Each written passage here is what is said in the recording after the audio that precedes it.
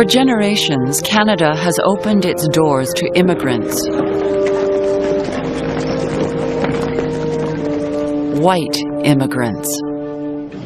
That I will faithfully observe the laws of Canada and fulfill my duties as a Canadian citizen. The country's discriminatory laws change in the 1960s and 70s, and that changes the look of Canada. At Toronto's Inglis factory, there are new faces on the assembly lines. Up to that point, it was primarily Scottish, Irish, you know. That's what Toronto plants looked like then. Now, Mike Hirsch's union communiques are translated into 9 languages.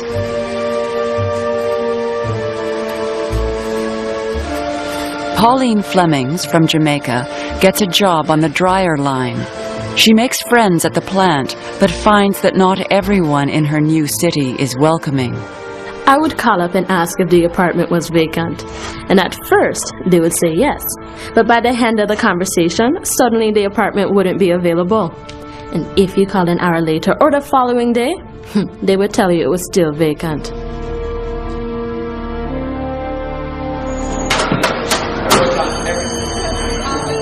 In 1983, 16-year-old Baltej Singh Dhillon arrives in Vancouver.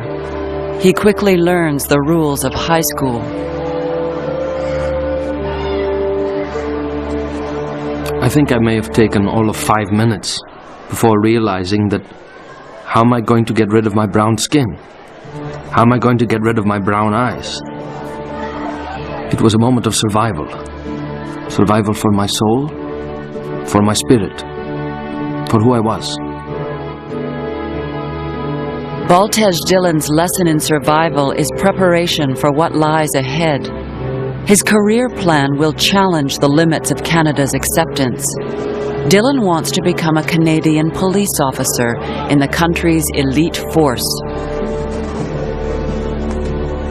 There is pride in the newly won right to wear the scarlet tunic of the Royal Canadian Mounted Police. The Royal Canadian Mounted Police symbolize Canada to the world, a fitting image for a country that values peace, order, and good government. For many people, the uniform is one tangible symbol of an elusive Canadian identity. The broad-brimmed hat is a mandatory part of the uniform. But Baltej Dhillon has a proud symbol of his own, the turban he wears every day. Is somebody really asking me to protect a tradition? Or are they asking me to sacrifice my religion, my principles, my disciplines, my respect in my community, the respect that I have from my family? The RCMP dress code is under review. Dhillon may train wearing his turban, but there is no guarantee he'll be allowed to wear it as a Mountie. As politicians deliberate, Canadians speak out. What they have to do is adapt to our customs. We don't have much left of our tradition. Adapt to us. You join the RCMP, you wear their hat. As Dhillon trains, he gets hate mail and threats. But there is also support for a more diverse RCMP. I think if somebody wants to wear something that's important to them, to their nationality or their beliefs, and it doesn't interfere with what they do, let them. I'm happy with that. If they want to wear them, carry on. How do you feel about the traditional image of the Mountie, with the hats and that sort of thing? It's a nice thing for the history book. A decision has now been taken. I believe that the decision is not only correct in law, but that it is also the right decision to make. In 1990, it is Canada's Charter of Rights and Freedoms that prevails. Baltej Singh Dhillon may wear his turban. What is it to be a Canadian?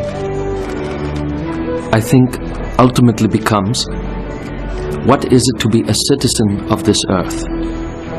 And Canada is, I believe, a petri dish for this world, where we have put all the organisms of this world, all the people of this world, and we're growing and coming together and living in harmony.